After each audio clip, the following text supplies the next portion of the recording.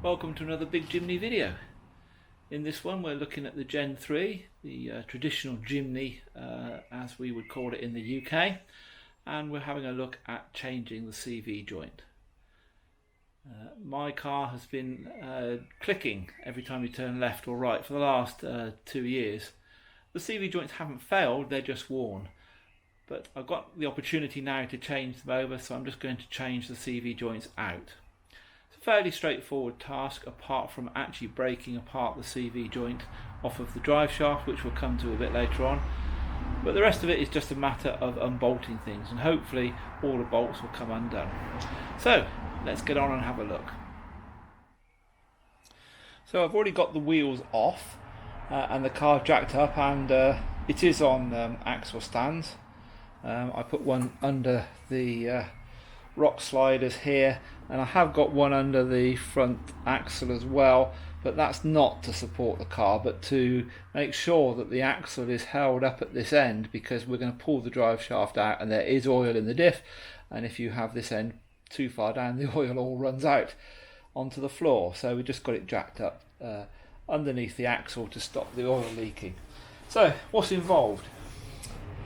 So the CV joint is inside the swivel at the back with a spline shaft through to the front, and it's secured by a circlip here.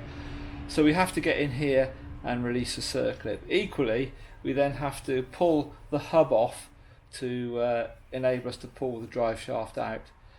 We don't have to undo the wheel bearing inside here because we're not changing the wheel bearing, so we don't need the tool to do that. So apart from perhaps these tie rod ends or drag link ends, depending on what you want to call them, we shouldn't need any special tools other than some spanners and that to take it apart. So we've got to take this hub off. You won't necessarily have, this is a manual hub, you won't necessarily have one of these, you'll have a vacuum hub, and therefore I'll be taking this apart in a different way to what you would do on a standard Jimny. The easiest way to do these, because these are hex heads in here, you can't get a hex head in easily in there because of the edge, is to actually undo this face here. That comes off, and then I can undo those and pull the whole lot off. So that's what we're going to do, pull that off, lift that away and undo the two tie rod ends. So on with the work. As I just said, undoing all of these little bolts around the edge there. If you've got one of these, just enables you to pull the hub apart. A little bit disappointing that the grease is that colour, because it does mean that there's some water has got in there, but that's not unusual for these hubs. So with that off, I can then access these hex heads there. With the final bolt undone on here,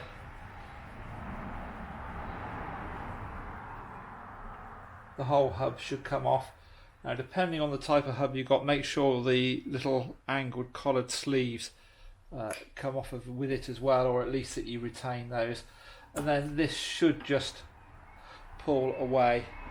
As a matter of interest, for those of you who know about manual hubs, there's two variants that you can get. If you're fitting one of the older SJ or Vitara hubs, you need a spacer ring, 6mm spacer ring, to get it to fit. That's what this blue bit here is on the end of there.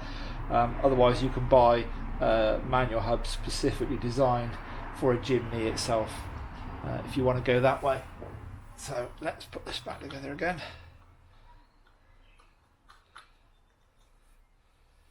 Put that safely there. Right, so the next stage is to remove the brake caliper and the discs and all of that. I'm sure that some people on the internet will tell me that yes, you can change a CV joint just by undoing two bolts and pulling everything around. Well, I believe that in my own mind that you've got to take at least some of it apart to make it easier, if nothing else. You're not fiddling around. So the brake caliper comes off. What you do is you undo the bolts here, flip it up, remove the pads, undo the carrier bolts, and the whole lot comes away then from the thing, and the disc then just falls off if it's been on and off regularly like mine have, or if it hasn't, then there's some little screw holes here that you can use just to force the disc away. Right, let's get that brake caliper off. And with the bolts undone and removed from the caliper, we can then lift it away carefully like so, and then pull out the brake pads,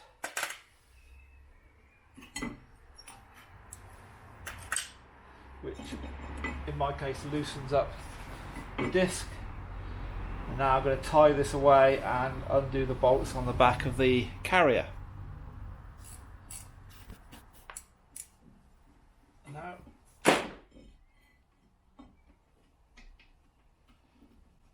with the carrier bolts undone,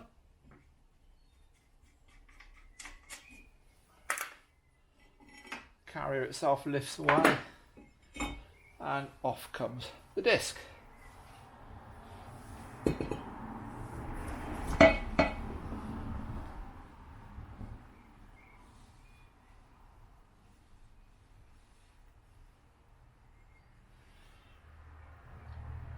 Next stage is to pop out the tie rod ends, using probably end up using a splitter to split those to get those open.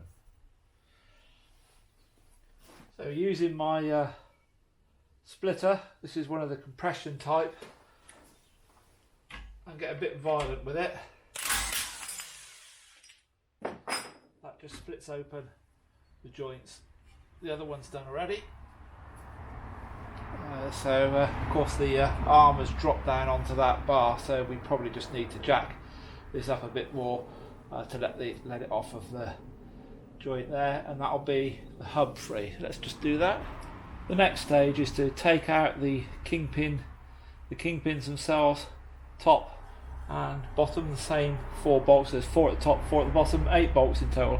Undo those and lift the kingpins out.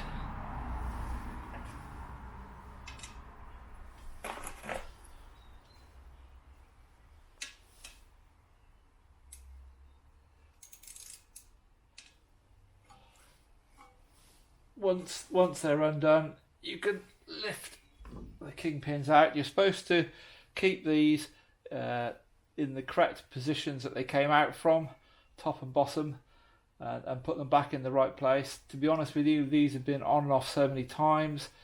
They have been shimmed, they have been filled with mud and water. Although I will keep them in the right order, I'm not convinced it makes a lot of difference for these.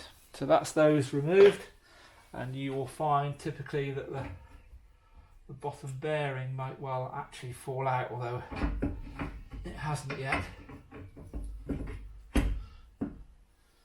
But now we have this all undone, and if we just undo the little tiny bolts now on the swivel seal and the circlip on there, this will all come off in one go. For the circlip, use a pair of circlip pliers. Insert them in the little holes. If you've got one type of circlip, or just in the edges if you've got one of the sort of shaped ones, just with the little edges. And you then enter into the battle of getting the circlip off. These are particularly difficult with the original Suzuki circlips, as the holes are actually different sizes, so that you can see the circlip pliers keep slipping out. Fortunately, the new ones that I'm going to replace it with have got correct size holes both sides, so that pliers work properly. I'm just going to get a little screwdriver to help me with this. With the little C-clip undone from the centre of the hub, with the 2 track rod ends undone, and now with the kingpin bearings undone, and with the swivel seal undone on the back, this whole assembly should now come forward like so, and removed from the vehicle. We can now then pull the drive shaft out. This is the CV joint that we're going to change. Now this is actually nice and clean. At this stage, on a bad one, all this horrible, evil smelling watery gunk would have come out. The reason why I'm changing this, just to remind you, is that this one is clicking. So it's not broken, it's just clicking, and we're just attempting to do it in time. So it's all actually quite nice and clean. So we'll clean this up, we'll change the kingpin bearings out, change the CV joint and pop it all back together again. When you pull the drive shaft forwards, be aware that quite often it drags oil from the diff and you're going to get oil dripping everywhere. So I've got a mat on the floor, and we'll also clean off the shaft like that. So that's the CV joint removed. Just pick out clean out bits of oil. And the kingpin bearings. Now you can see, in fact, that although they look good, and this one just pops out like that, the bottom one is actually stuck in there, which is actually a sign that it has corroded into place, which is a very common failure. They don't actually wobble, they pass the MOT, but this one is actually rigid and solid. I mean, the bearing itself, in fact the bearing doesn't even rotate, so this one has been spinning actually on the kingpin itself rather than in the bearing, so we'll just tap that one out. So anyone who hates seeing tools abused, look away now. This is just an old socket set that we can just use to drive things out, like so.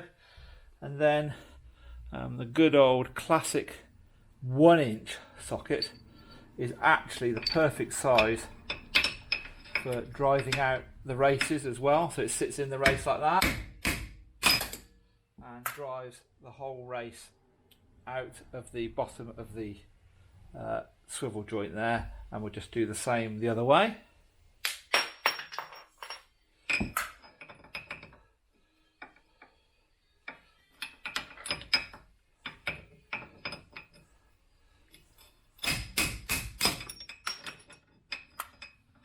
Like so. So this is actually lovely and clean. So it's actually surprising that that bottom bearing was frozen up like that, but it's a good thing to show you because that is actually a very, very common way that they fail. They corrode up solid, and we're going to change the swivel seal as well. So let's get rid of all of this from here.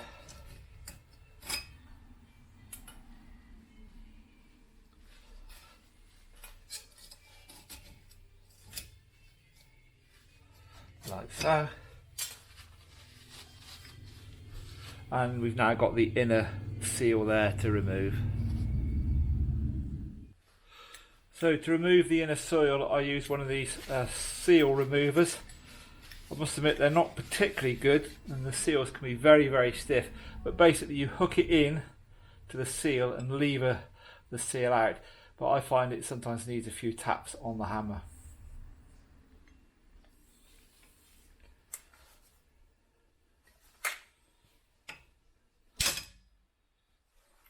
There we go.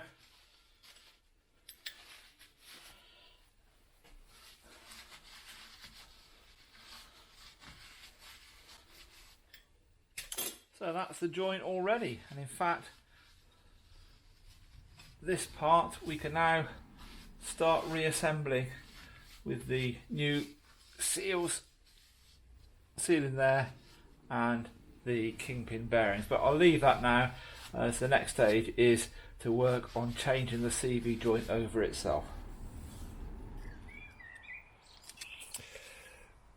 Now I know that everyone's going to tell me that what you can do to separate the CV joint from the shaft is slip this over a bit of tube and then drop it using gravity. You see people using gravity and a bit of tube to separate their joint, or giving it a few quick blows here and there and the joint comes apart. Let me assure you that Jimny CV joints, because they're made to be together for life, you only can buy the whole shaft. They're really difficult to do that. Inside here is the circlip that holds the whole joint together, and in my experience there's no way that that circlip gives away lightly and comes off. I think the ones you see them where they're doing the tube, there's a lot of Ford ones where the CV joint's interchangeable, and of course they just come apart. This one, no.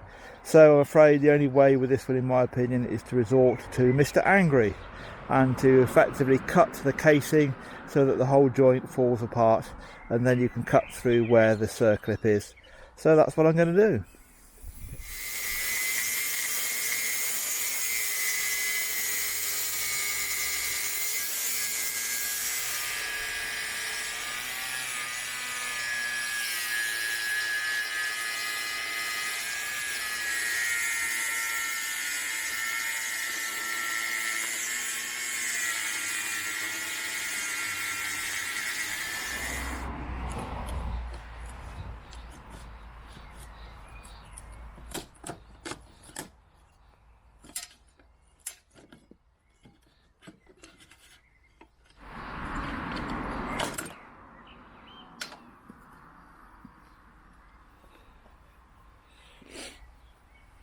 So with the main casing off, we now have to cut through just a little star piece on the end here to reveal the joint. With the main part of the joint cut away, you're now left with the star piece on the end. Now, it is possible therefore to then cut this through here, but it's always worth giving it a quick bash now that you've got full access to the end. I've got an old gear set here, and see if we can just bash the end of the shaft out, which is the way you do see it done on the internet. Wow, there you go. So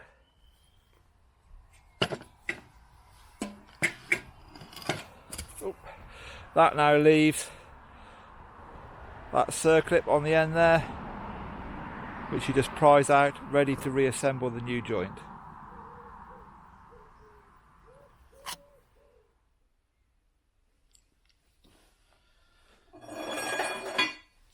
With the drive shaft completely dismantled, the CV joint was cut off. We've now got this bare end. So with the new clip, the new CV joint, you get a new circlip. So we pop that into the joint there, and then we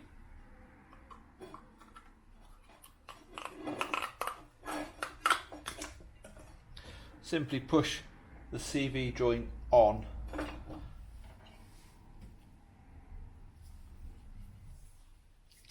So with this on, the circlip is inside. This was just pushed over the circlip. The circlip should just compress down, and you push it all the way on. Now these come pre-loaded with grease, but I do actually like just to put a little bit more, and you don't overdo it. This is not sort of a grease-filled joint.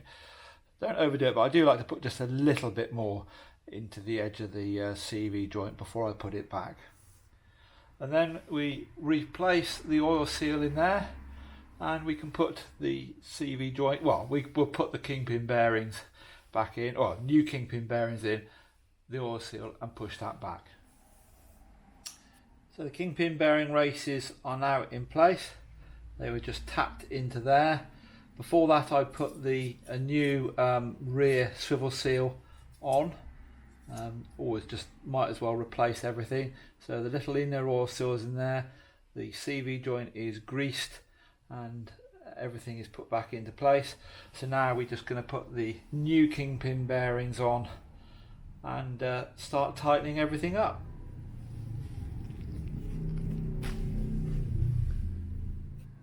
So push the hub back on with the Kingpin bearings slotted in, and make sure that you get the drag links in place, because if you do it up wrong, then suddenly you've got to take it all off and and you can't find these because these are resting on here, and if it all moves you can't actually put them back in. So get them in now, loosely tie them in. So here is the actual Kingpin itself. Now I don't normally replace these, because what I do is just put one of my medium-sized Kingpins shims into the top, and sometimes have to put them in the bottom just to make sure that they nip up tight. Just clean the old sealant off, and then pop these back in there. One final touch is to, when you replace the circlip on the end of the drive shaft, is to replace it with effectively an aftermarket when I sell these in my shop. And the difference being is that the Suzuki ones have got different size holes on the top, which means that standard circuit pliers don't fit. You clearly are meant to have some sort of special Suzuki set, whereas with the ones from my set, the holes are equally sized, and therefore the circlip just slides on into position, rather than having to fiddle about and find that the pliers, you can see here, the pliers just don't fit, and you're fiddling about, and then you sort of try and do something clever and it all slips off. So I put what I call a proper circlip on, with holes at the same size and a fit circuit pliers. So now these just come off and on quite straightforward, rather than fiddling about like we did before. So that's the drive shaft back in, the circlip on, the drag links tightened up, kingpins in, the seal on the back. What I'll do before I put the wheel back on is go around now with a torque wrench and just tighten all of these up to the correct torque, so that everything is properly done. What we need now is the disc, the brake caliper mount, carrier and mount, and of course the vacuum hub to be vacuum hub, manual hub on my car, vacuum hub on anyone else's car to be fitted.